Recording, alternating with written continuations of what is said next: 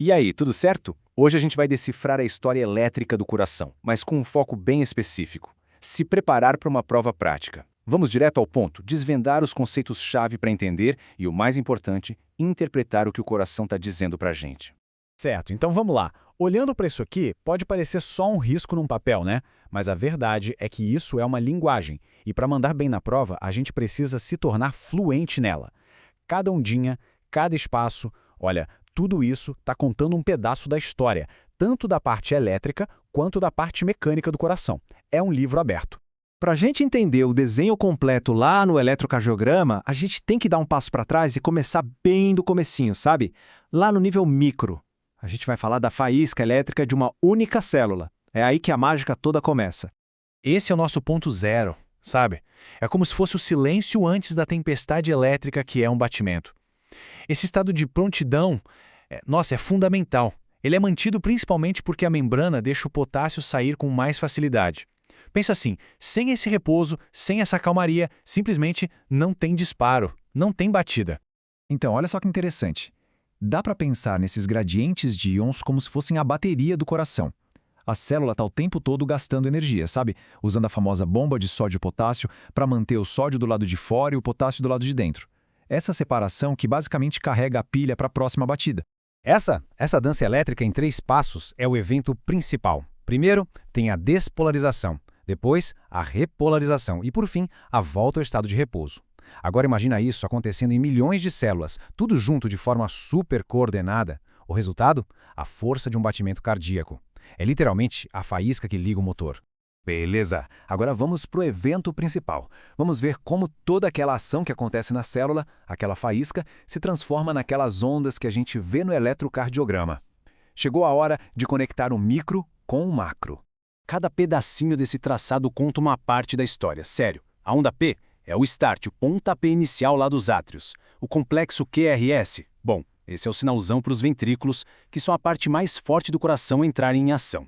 E a onda T é tipo o reset dos ventrículos, deixando tudo pronto para o próximo batimento.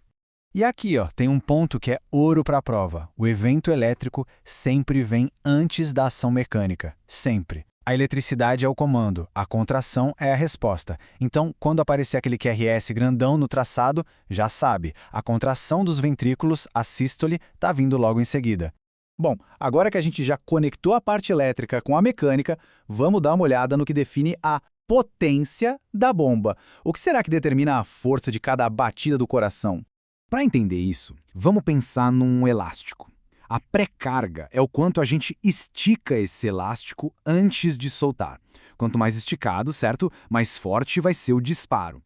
Já a pós-carga, a pós-carga é a resistência que esse elástico precisa vencer, tipo a força do vento soprando contra ele. Faz sentido, né? E isso aqui, gente, é simplesmente genial. Mostra como o coração se ajusta sozinho, de forma automática. É um mecanismo interno muito elegante. Pensa numa pessoa correndo, mais sangue volta para o coração. E aí, por causa dessa lei, ele, sem ninguém mandar, começa a bombear com mais força para dar conta do recado. Simples assim. E super eficaz. Então, o coração tem seu próprio ritmo, ele é meio autônomo. Mas ele não vive numa bolha, não. Ele está o tempo todo sendo ajustado pelo sistema nervoso.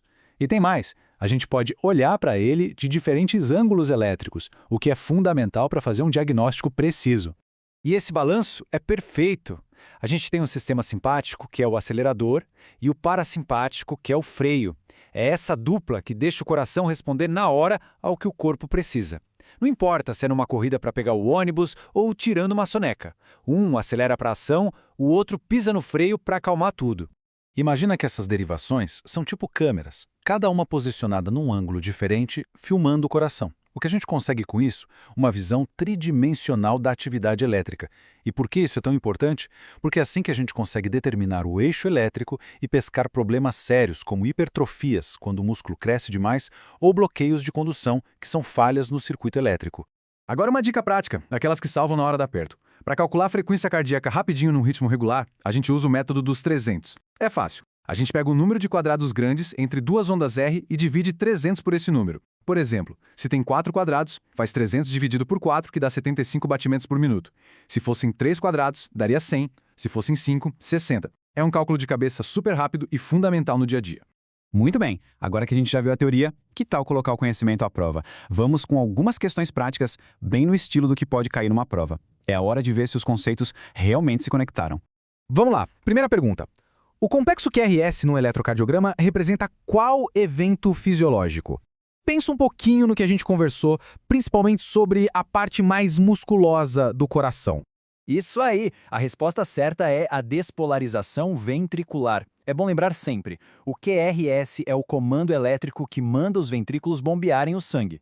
E o tamanho dele, aquela amplitude toda no traçado, é justamente um reflexo da grande massa muscular que os ventrículos têm. Próxima pergunta, agora sobre os controles de fora. Um aumento na estimulação do sistema nervoso simpático no coração vai causar o quê? Lembra da nossa conversa sobre o acelerador e o freio? Exato! A resposta certa é um aumento na frequência cardíaca e na contratilidade. O sistema simpático pisa no acelerador, faz o coração bater mais rápido, o que a gente chama de efeito cronotrópico positivo, e com mais força, o efeito inotrópico positivo. E para fechar a nossa última pergunta, para ver se o mecanismo interno do coração ficou claro. De acordo com a lei de Frank-Starling, se o retorno venoso aumenta, o que acontece em seguida? A resposta é um aumento no volume sistólico. Esse é o pulo do gato do mecanismo de Frank-Starling. Se chega mais sangue, o coração se enche mais, as fibras esticam mais e, como resposta, ele contrai com mais força. É a autorregulação na sua forma mais pura e elegante. Olha, entender o que é normal é o primeiro passo e é o mais importante de todos. O próximo passo nessa jornada, e que talvez seja a parte mais fascinante, é começar a aprender como qualquer desvio desse padrão pode ajudar a diagnosticar de tudo, desde um desequilíbrio de eletrólitos até um infarto. E é isso que transforma esses rabiscos num papel, numa ferramenta de diagnóstico que, no fim das contas, salva vidas.